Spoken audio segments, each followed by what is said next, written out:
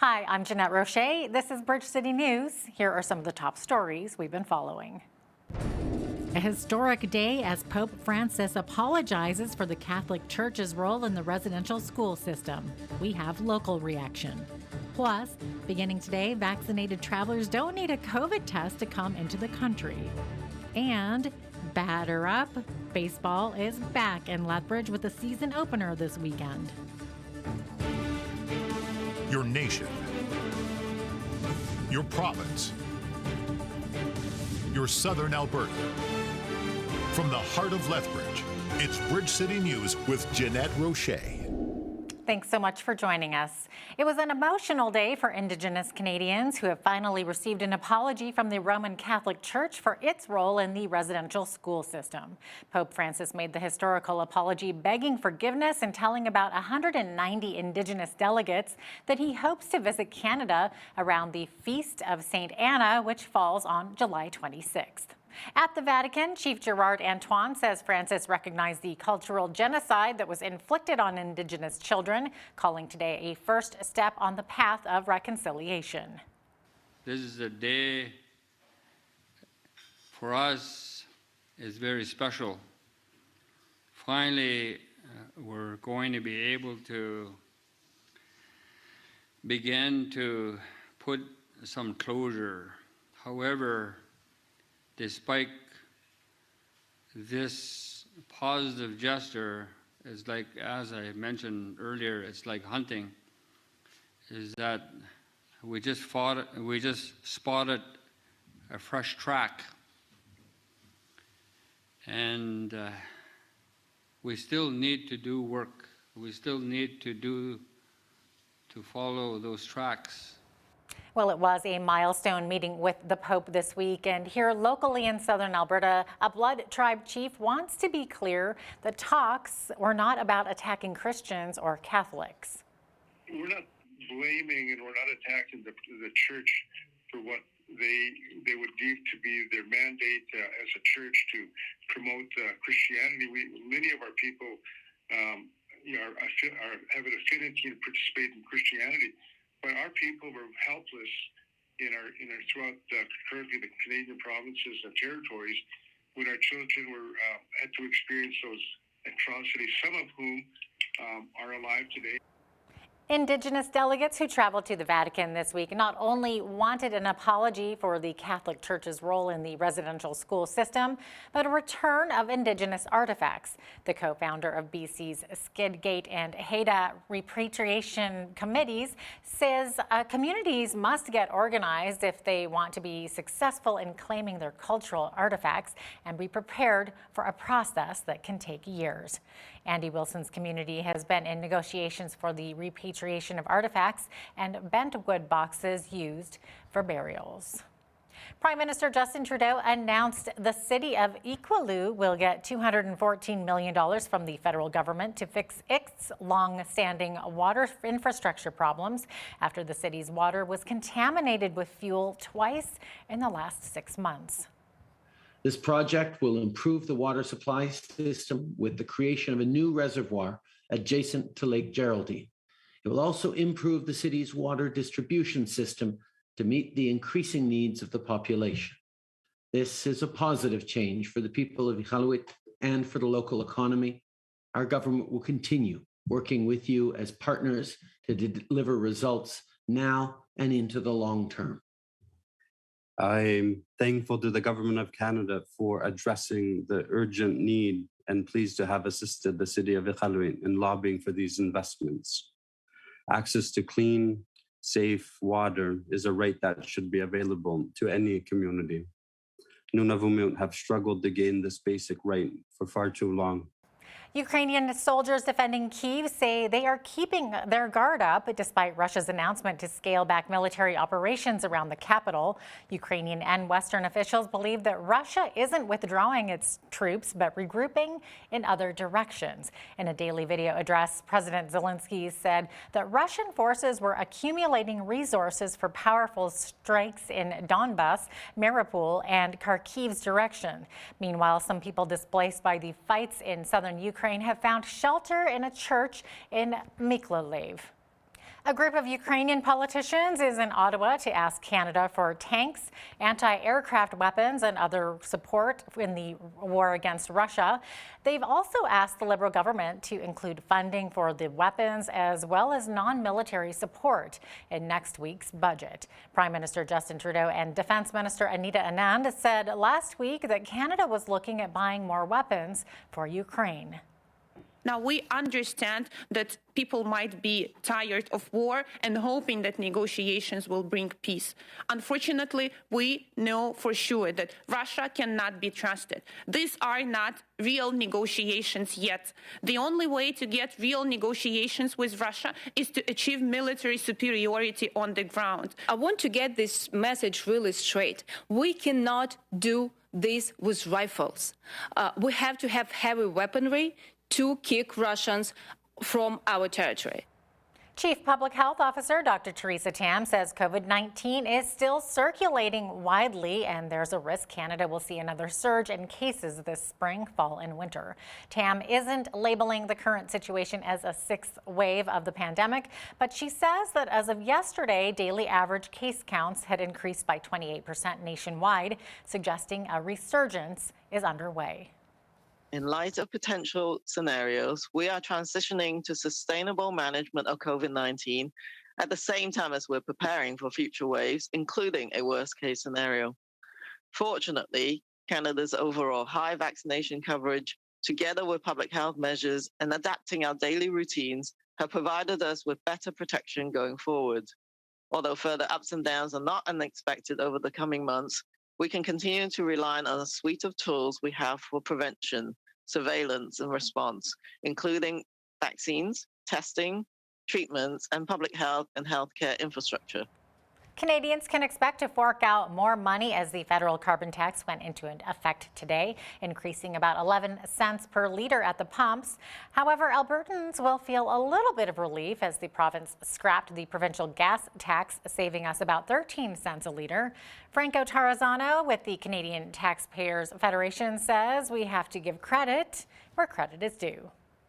Premier Jason Kenney does deserve credit for providing much needed fuel tax relief. What's so unfortunate is that Ottawa continues to make the tough times tougher with another carbon tax hike. We have to remember this is the third time that Prime Minister Justin Trudeau is raising his carbon tax during the pandemic. And unfortunately, he doesn't want to stop there. By 2030, Trudeau wants his carbon tax to reach nearly 40 cents per liter of gasoline. So the Trudeau government continues to soak Canadians with higher taxes.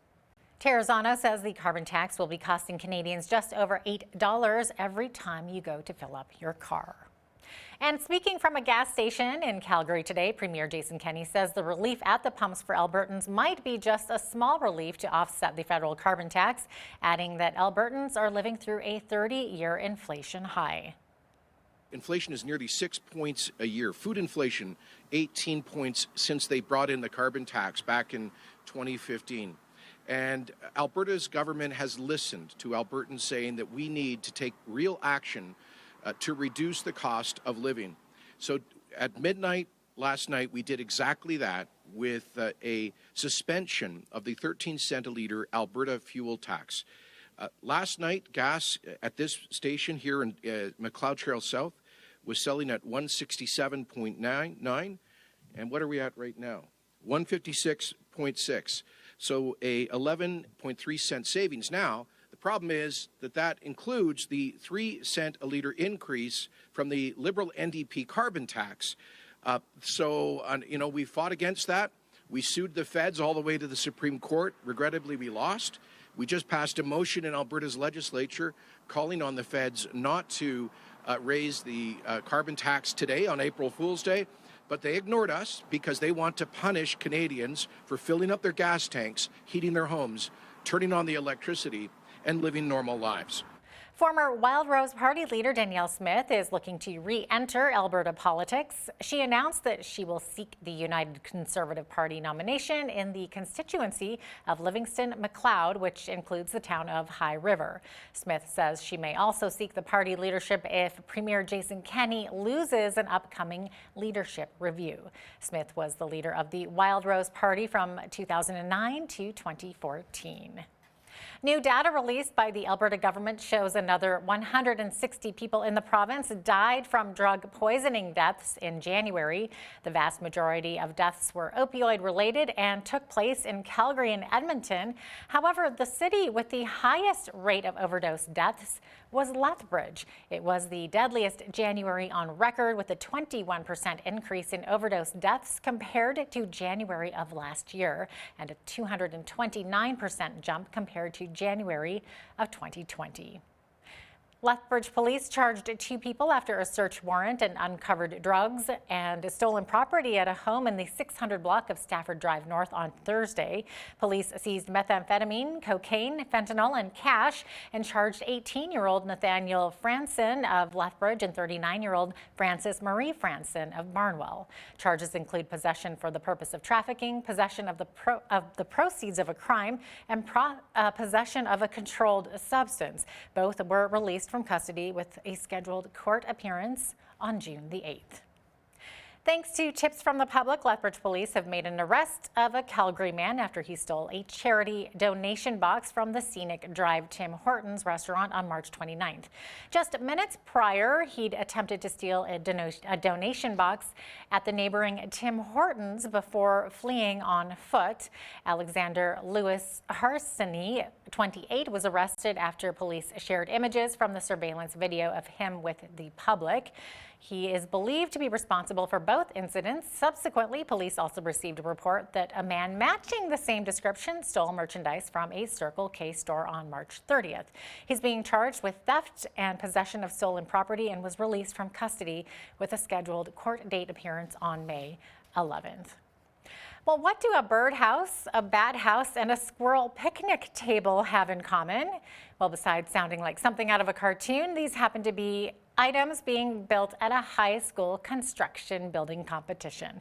The Home and Garden Show at Exhibition Park is bringing together some young top builders to showcase their construction skills all week. The Build Lethbridge Region and Careers are working together to put on the event, and on Friday afternoon, high school competitors took on the unique challenge of building these strange but comical objects.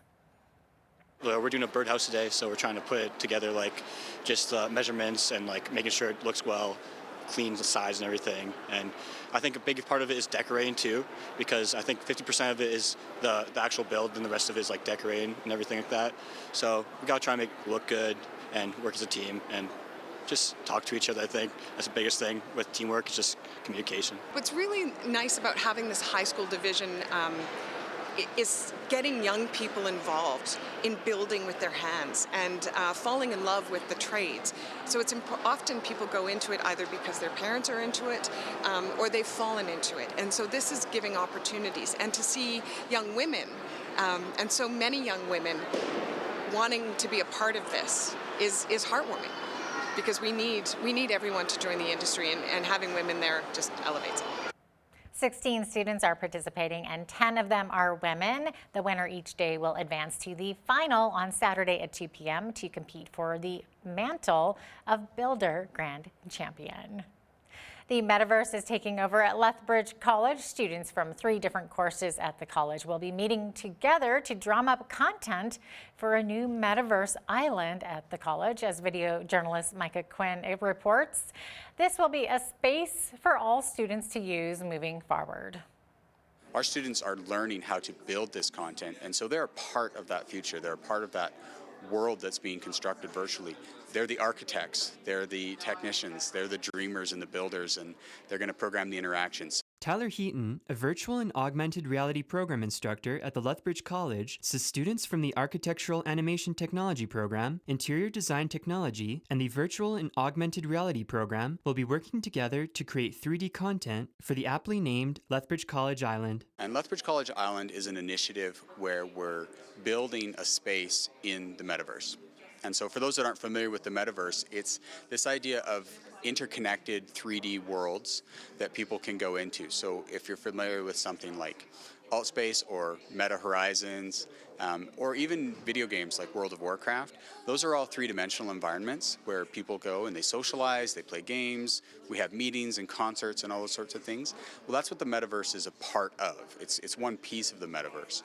And so this event is kicking off this initiative where the students will be building that content. The company Liquid Avatar Solutions has given 9,000 plots of land within the Aftermath Islands metaverse. Developing plots of land like this has incredible implications to just everything, like especially virtual life for people like me who are avid gamers. Heaton highlighted that Lethbridge College is a major player and leader in the growth of virtual reality and technology in southern Alberta and even internationally. For Bridge City News, I'm Micah Quinn. Swings, misses, and stealing bases, all part and parcel to a favorite pastime. I'm, of course, talking about baseball, and if you're a fan of the sport, you'll be pleased to know that the Prairie Baseball Academy varsity team is opening their season this weekend against the University of Calgary at Lloyd Nolan Yard in Lethbridge. And the team could not be happier than to see the return of their fans' smiling faces. You know, it's obviously pretty exciting. We haven't been able to play here in a while, just preseason games, so it's pretty meaningful. It's exciting. It's fun. I'm excited about this year's team. We have a lot of growth to do yet. We're a really young team because of COVID. You know, we haven't had a lot of guys play college baseball, so you know, our spring trips down to the U.S. that we went on, we're just, you know, we're still finding our way and trying to figure out how to win baseball games. And I think, you know, we're moving in the right direction, and hopefully we continue just developing every day. The first play, which is against the University of Calgary Dinos, is scheduled for April 2nd. And I'm sure hope the weather holds up for those guys. During that game, we had lots of sunshine today and 11 degrees in our city, but we could be in for some showers and a possible thunderstorm late Saturday afternoon. I'll have all those weather details coming up for you right after the break. Stay with us.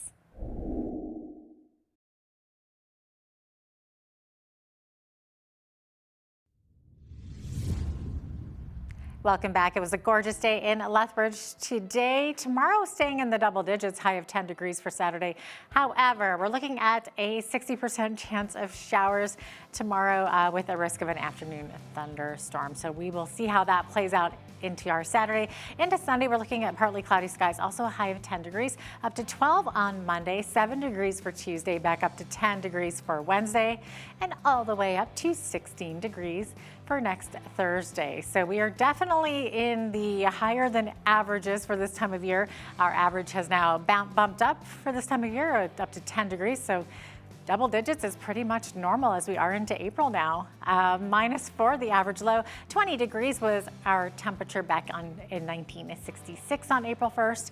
And in 1975 on this day, we were sitting at -21. 7:08 is when the sun rose this morning, and our sun set this evening at 8:02 p.m. So let's take a look at the highs across the nation for Saturday. On the west coast, we are looking at a high of 12 degrees in Victoria with partly cloudy skies. They could be seeing wind gusts up to 60 kilometers per hour, also in the Juan de Fuca Strait.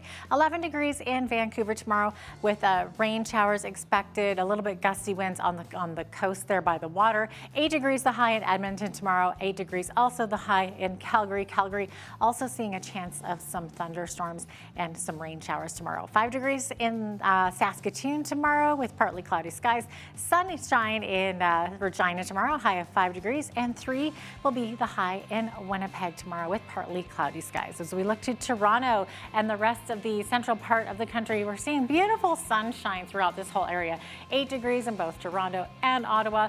Montreal seeing a high of 7 degrees for Saturday with lots of sunshine. So definitely have your sunglasses ready if you are living in the central part of the country tomorrow. Fredericton, much different story, looking at some flurry activity. 5 degrees the high. 4 degrees the high in Halifax, seeing chance of showers and flurries. Could see 2 to 4 centimeters of snow in Charlottetown tomorrow, high of 3 degrees, and 2 to 4 millimeters of rain tomorrow in St. John's, Newfoundland with a high of 8 degrees. So there you have it. That is your Saturday forecast. Well, starting today, vaccinated travelers won't need a COVID-19 test to come into the country. An official with AMA Travel says with it being spring break, a lot of people are away already, and the change just helps alleviate travel headaches. I think what it does is it allows people, it kind of gives them a few different options knowing that they don't have to test now. Number one, they don't have to worry about the idea of, from a timing perspective, am I going to get my results in time, that kind of stuff. You know, they're down there not having to worry about, you know, what if I test positive and now I can't get on the plane, you know, those kind of things. But as for a boost, I think it just sort of, it's happening anyway because of the timing, as well as Easter falling a little bit later this year as well. According to the federal government, anyone arriving from outside the country still has to wear a mask in public for 2 weeks, and the rules for unvaccinated travelers haven't changed. Cannabis retailer High Tide has reached its third deal in a month to buy more stores. It says it's acquiring Boreal Cannabis Company and its 2 stores in Alberta in a deal worth $2.2 million in shares. It follows 2 other deals announced by High Tide last month to buy a total of 6 cannabis stores in Ontario for $5.3 million in shares. High Tide says once the deal closes, it will have at least 121 stores. Now here's a look at today's markets. The TSX was up 62 points to 21,952. The Dow was up 139 points to 34,818. The S&P 500 was up 15 points to 4,545. The Nasdaq was up 40 points to 14,261. West Texas Intermediate oil was down $1.01 to 99.27 US per barrel. Natural gas was up 8 cents to 5.72 US. Gold was down $11.75 to $1,925.68 US an ounce. Silver was down 16 cents to 24.63 US an ounce. Feed wheat is $13.52 per bushel. Barley is $9.69. Canola is $25.42. Corn is $11.79 per bushel. Live cattle were down 73 cents to $138.65. Feeder cattle were up 18 cents to $161.58. Lean hogs were down 45 cents to $101.30. The Canadian dollar was down over the past 24 hours at 79.89 US.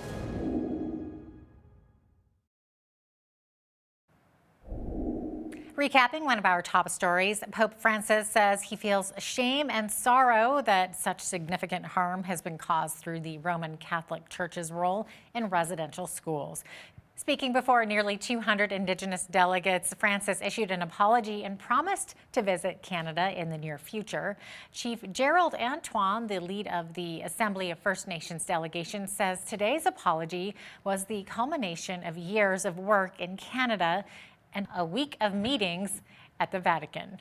Up next, we speak with a Canadian foreign policy expert who is no stranger to political activism. He brings a unique perspective to Canada's role on the world stage, particularly during the Russia-Ukraine conflict. But first, we need to take a quick break. Keep it right here.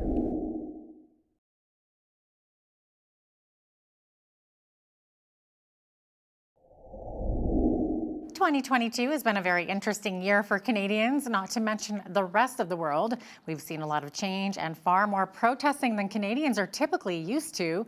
Our next guest is a Canadian foreign policy expert who is no stranger to political activism. His parents were political activists, and the common opinion of their day would have sequestered them to be left-wing, more on the left wing of the political spectrum. Yves Engler is a former hockey player and prolific Canadian author with 13 books to his credit. Yves Engler, thank you for joining me today and welcome to the show. Thanks for having me. Absolutely. I wanted to start off by asking you about your recent book, which is called Stand on Guard for Whom. What was the motivation for this book? Well, it's a people's history of the Canadian military. So it's a historical account of the Canadian military from the perspective of those who have been victimized by the Canadian military abroad and here. And I trace the the history of the Canadian military as a British force that conquered these lands from First Nations right up until today, where the Canadian military is used, or helped overthrow the elected government in Haiti in 2004, bombing of Libya in 2011. Has a aggressive posture in many parts of the world. And the book looks at that history, looks at the ties to chemical weapons, biological weapons that the Canadian military researched and produced at different periods in time. Looks at how Canadian military was used to suppress labor strikes at the first 50 years after Confederation. Looks at Canada's role in NATO, and looks at, of course, how important the arms industry is, and the sort of the corporate side to understanding militarism. Wow, it sounds like some heavy, heavy topics, packed into one book there. Now, historically, Canada's role on the world stage was that as a peacekeeper, and now we're reportedly sending more of our military equipment to help a country wage war. I mean, it sounds like you've done so much history there, looked at the history of the military. So what do you see that has changed, or is this just an evolution for Canada? Yeah, I don't think it's changed as much. I think the mythology of Canada as being a peacekeeping country is just that, it's mythology. If you look at UN missions that Canada was involved with in 1960, the early 1960s, they helped overthrow the elected independence leader of the Congo, Patrice Lumumba. He was ultimately assassinated. It was a UN peacekeeping mission in 2004, where Canadian troops helped in the overthrow of the elected president and thousands of elected officials in Haiti, alongside the US and France. So the mythology of Canada as being this benevolent peacekeeper is not really founded in fact, if you go back and look at the history.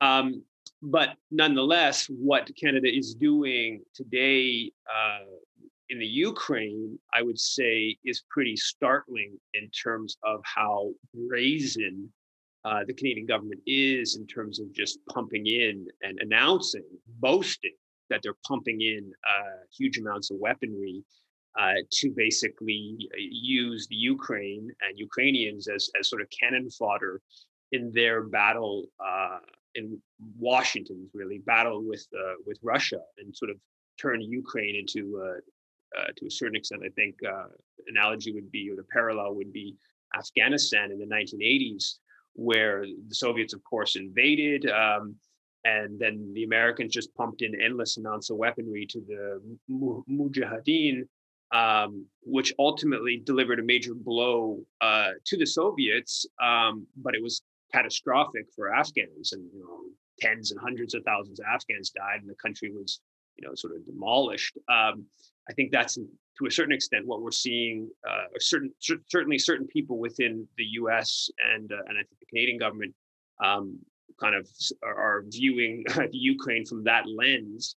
And you have Melanie Joly boasting about how we want a kind of endless stream of weapons to be sent to the Ukrainian military.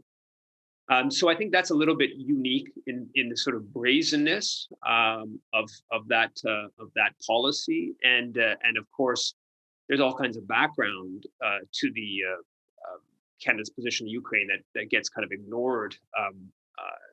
And I'm very clear. I think the Russian invasion is a clear violation of international law. They shouldn't have invaded. Of course, it's horrific for Ukrainians. But there's all kinds of policies that Canada pursued and the U.S. pursued that helped precipitate the invasion, which is including the expansion of NATO eastward. Despite promises not to expand NATO at the end of the Cold War, they expanded from 16 to 30 countries in NATO, including trying to have Ukraine join NATO. Also, there's these aggressive American weapon systems all throughout Eastern Europe. Right on Russia's border, and then there's been the Americans have ripped up the some of the nuclear arms treaties, and the Canadian government has sort of ignored that and not criticized Washington for doing that. And then there's a coup in Ukraine in 2014, where Canada helped. Americans, of course, were major players in that, and helped in the ouster of an elected president, which is what led to the war in eastern Ukraine, which has been going on now for 8 years, and 14,000 people have died. So there's this background context that doesn't excuse, but helps explain Russia's invasion of Ukraine, and Canada is a significant contributor to that context. It seems like so much throughout the history of the military. Of course, you have a different perspective there, but we seem to see Canada sending peacekeepers. So why do you think there's no peacekeepers or negotiations being offered by Canada with this ongoing Russian military operation in Ukraine? Well, there was a peace accords that were signed in late 2014, and then a second version called the Minsk Accords in early 2015 to end the conflict in eastern Ukraine. And it was negotiated by Germany and France, and the Russians and the Ukrainians were part of that. And interestingly enough, a big part of what the accords did was brought in a more federalist system to the Ukraine. Right now, the central government appoints governors, right? So just imagine if you had a government in Ottawa that was, mostly its power base was in Quebec, and it was appointing the premier of Alberta, or conversely, if there's a government in Ottawa, a federal government in Ottawa that was, its power base was in Western Canada, and it was appointing the premier of Quebec. That's a recipe for political trouble, right? And that's what currently happens. And so basically what the Minsk Accords had was that they bring in more autonomy for the eastern part of the Ukraine that's more oriented towards Russia. And basically the Canadian government officially said it believed in this peace negotiation process, but in practice didn't put any political weight behind it, and has been supporting a Ukrainian military for the past 7 years that has been basically blocking the implementation of these peace accords and a more federalist system within Ukrainian politics. So the Canadian government has clearly made a side. It's chosen a side. It's chosen a side that it's a side that Washington is backing, and it's a side that big chunk of Ukraine is a very divided country, where the western half of the Ukraine, the central and western half of Ukraine, is more European and Western oriented, and the southern and eastern half of the Ukraine is more Russian oriented.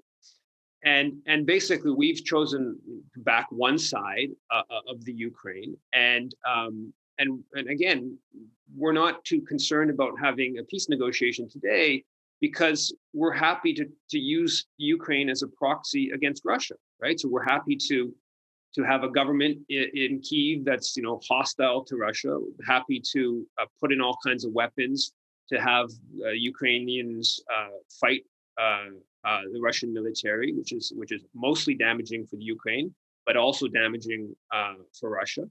So from a geopolitical perspective, that's something that Washington supports, and Ottawa is going along with it. So yeah, peace negotiations are not high on the priority list of the Canadian government, because they haven't been for 8 years, and they continue not to be. I think the only way that they will be is if the Canadian public starts demanding an end to the escalation, right? Instead of sending much more weapons, let's start pushing for negotiations. But that's not where Canadian politics are at right now. But that's why Canadian public needs to get engaged and put some pressure on the government to change course. So has Canada historically supported different political movements in Ukraine?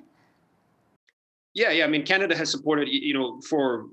I did a piece on the so-called Orange Revolution of 2004, and that was somewhat similar to what happened in 2014, where the elected president Yanukovych was ousted, who was more sort of viewed as closer to Russia than to the West. And it's basically a similar kind of dynamic happened in 2004 with the so-called Orange Revolution, where Canada put all kinds of support behind the more pro-West civil society groups in the Ukraine. It had this protest movement that ultimately overturned election results and got this politician that was a more pro-NATO individual as president. And if you go back, right since Ukrainian independence in 1991, Canada has been putting lots of money into supporting, alongside the National Endowment for Democracy in the U.S., putting millions of dollars, tens of millions of dollars into supporting sort of pro-NATO groups and within the Ukraine.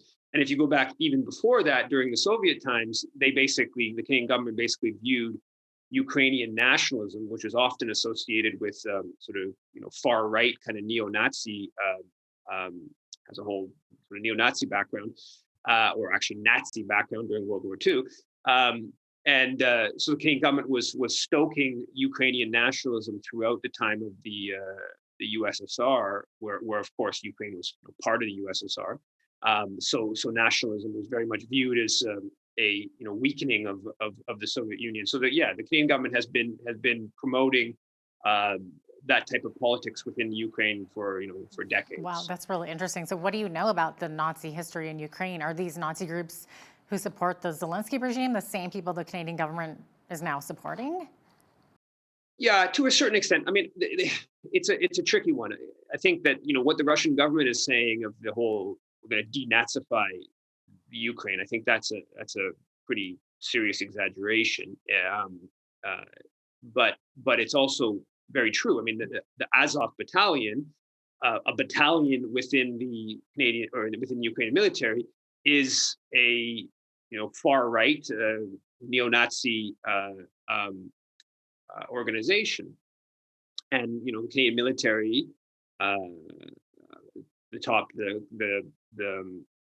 the defense attaché of the Canadian embassy in Kyiv in June of 2018 had meeting with Azov battalion officers. There's been another meeting. There's been a couple of reports that showed that Canada was training Azov battalion, and the Centuria, another far right group within the Ukraine, was training them as part of Canada's Operation Unifier, the training mission in the Ukraine. And when David Puglisi of the Ottawa Citizen reported on that, and he got the internal files from the Department of National Defense showing that they basically were really concerned that this would become public. They knew the political background of these groups that they were meeting with and working with, and what they were concerned about was the optics of that, the information becoming public, and how to respond when the information became public. So undoubtedly, the Canadian military has worked with far right neo-Nazi groups, in recent years, and almost certainly in recent days in Ukraine. But at the same time, there's another history. I mean, like Chrystia Freeland, Canada's Deputy Prime Minister, former Foreign Minister. I mean, her dad or her grandfather was a editor of a pro-Nazi publication during World War II, and he left when the Nazis got driven out and the Germans got driven out of Ukraine. He left with them and retreated back towards Germany. So there's also a broader history of Canada, after World War II, having lots of the Ukrainians who had allied with the Nazis. Thousands of them were able to immigrate to Canada. So Canada has been sympathetic to this a certain type of Ukrainian nationalism that they murdered huge during World War II. Ukrainian nationalists murdered huge numbers of Polish people and Jewish people, all kinds of horrific massacres. And because the Ukrainian nationalists were viewed as anti-Soviet, they were basically viewed as sort of allies of the Canadian government during and after World War II. This is such an in-depth and interesting topic. We could go on and on, but unfortunately we are out of time. But Yves Engler, we just thank you so much for coming on and sharing your time with us today. Thanks a lot for having me. Absolutely. Yves Engler is an author and Canadian foreign policy advocate.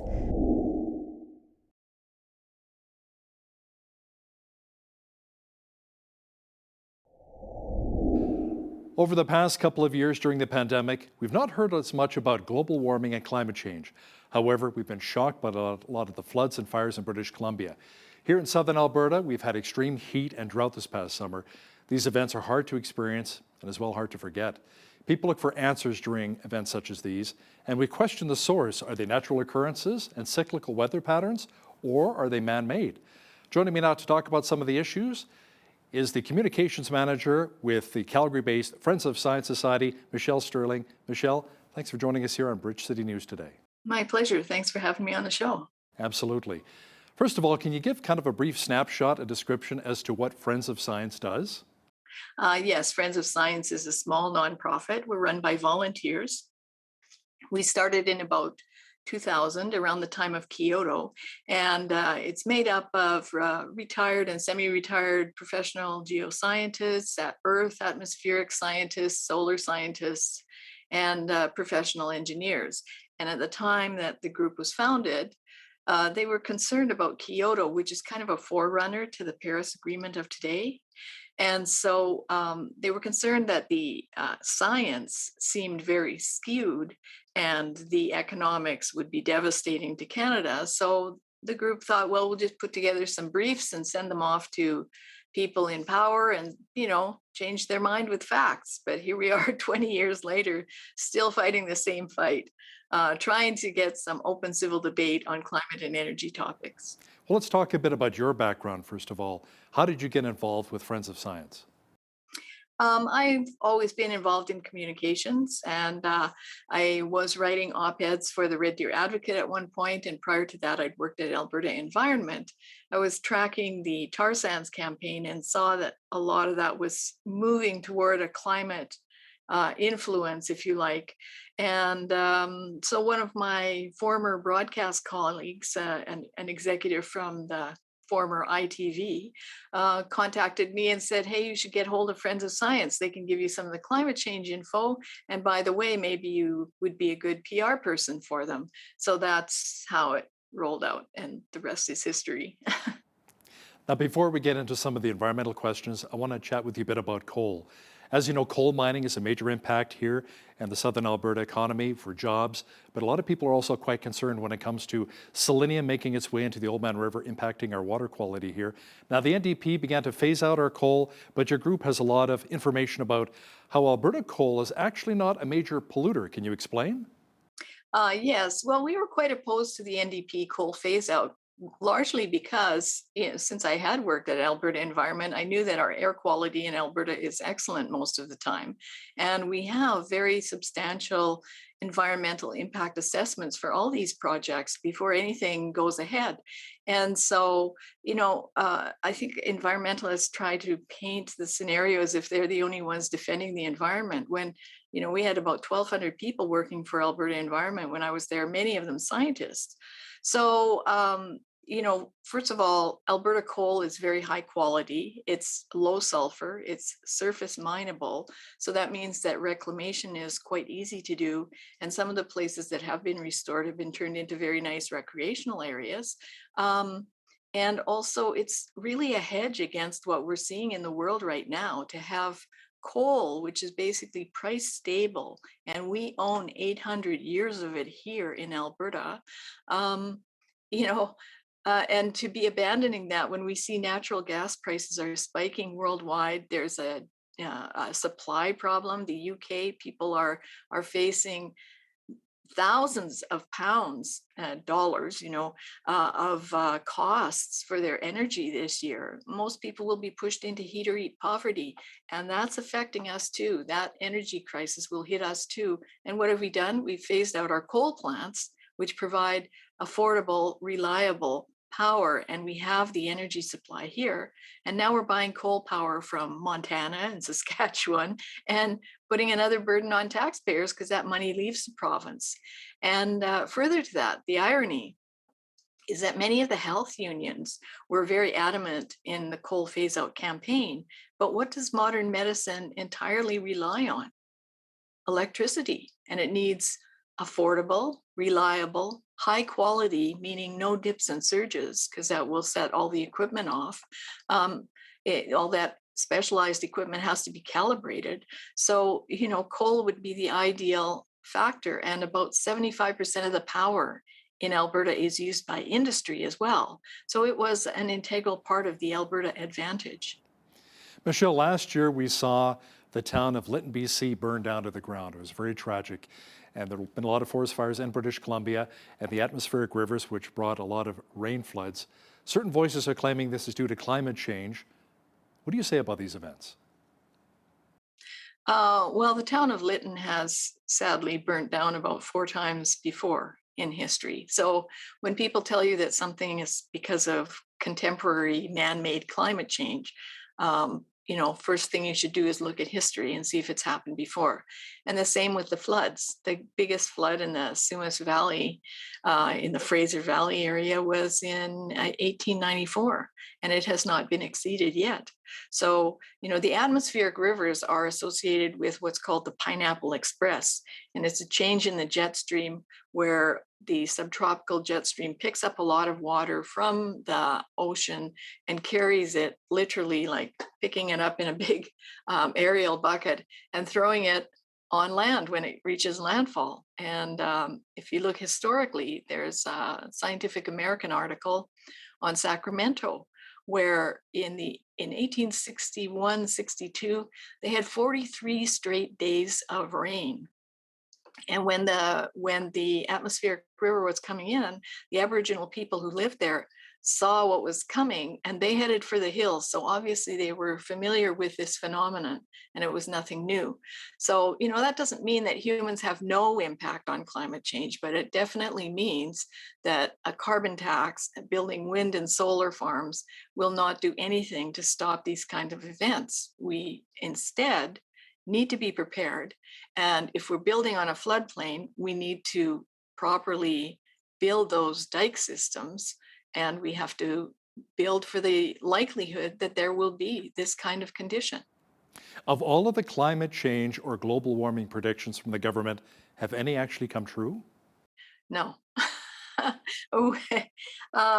No, none of them have come true. And really what people need to understand is that the definition of climate change, according to the IPCC, is it's a change in the state of climate that can be identified by statistical means that occurs over a period of decades. So these are all singular events that we've been talking about. These are not decadal events where the same thing is happening year after year over decades. So that's not evidence of climate change. These are extreme weather events and they're integral to climate. We have a whole presentation on that by Dr. Kandekar on our website under our events. And we do have another report by Robert Lyman, who was a federal public servant for 27 years, and he was also a diplomat for 10 years. And he calls it When Climate Prophecy Fails, and showing that none of the prophecies support the claims of the climate emergency. And we have another report called A Confluence of Carbonbaggers, which shows that most of the big climate movement is related to people who want to establish cap and trade systems worldwide and make you pay for it. So it's all about following the money, as my father used to say? Is that what it is? Yes, that's a very, very big part of it. A very big part of it. And one of the challenges, of course, in predicting what will happen is that the climate community, the scientists, use what are called climate models. They're not like model toys where you maybe get a submarine and it's 1/32 of the size or 400th of the size of an actual submarine. These are computer models, they're simulations.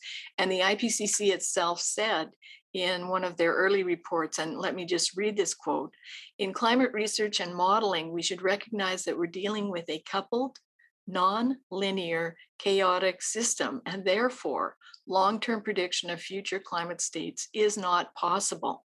So, if it were a linear system, it would be like dominoes. You could say, oh, there's a whole bunch of human-caused global warming from this plant, and boom, boom, boom, over here, we're seeing the effect of climate change because of that. But it's not. It's a very complex system with many complex dynamic interactions of the sun, the oceans, etc. So I sent you a little diagram that Professor Henri Masson made, that he's a complex systems expert, and it gives you a sense of, wow, so many elements, who could predict the outcome? Michelle, we recently had a professor from the University of Lethbridge talking about seeing the ice shelf shrinking in Canada's Arctic, but there's also been information that the ice pack is growing in the Arctic. So which is it? Well, the Arctic is always a kind of a funny place to explore in terms of the sea ice, because it's really like a big ice cube sitting on top of moving currents, warm and cool currents. And so we have a short video on our website, on our YouTube channel, with Dr. Ian Clark, who discusses the Holocene hypsothermal and how about 8,000 years ago, the Arctic was ice-free and all the polar bears were fine.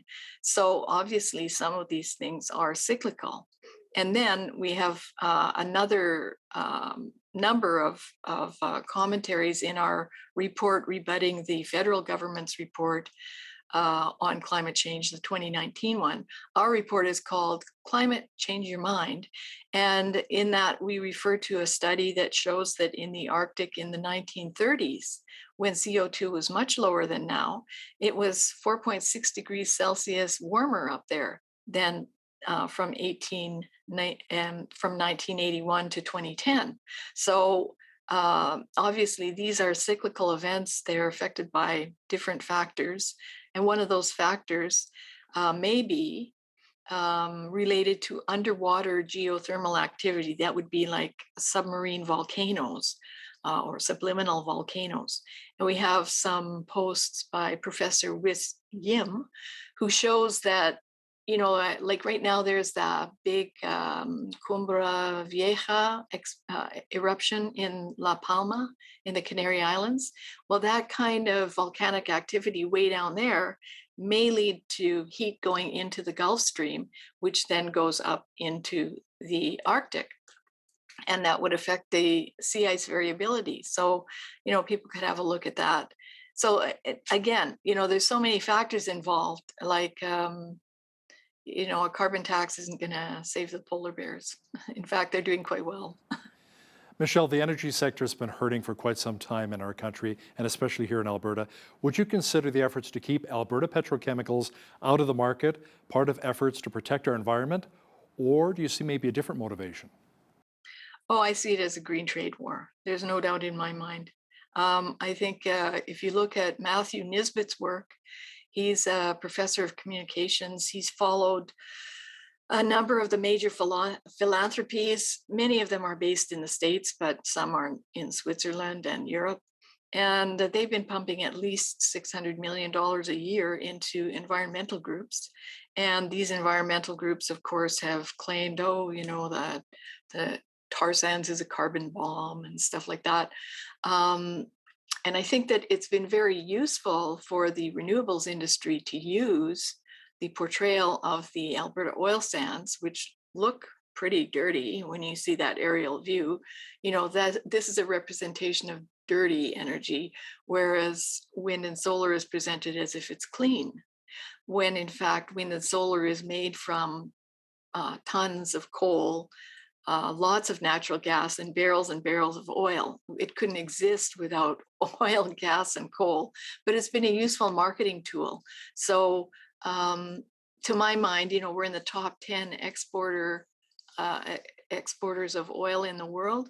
Our competitors are just laughing all the way to the bank while we shoot ourselves in the foot. Michelle, anthropomorphic climate change sounds kind of like a strange phrase, but can you really explain what it means?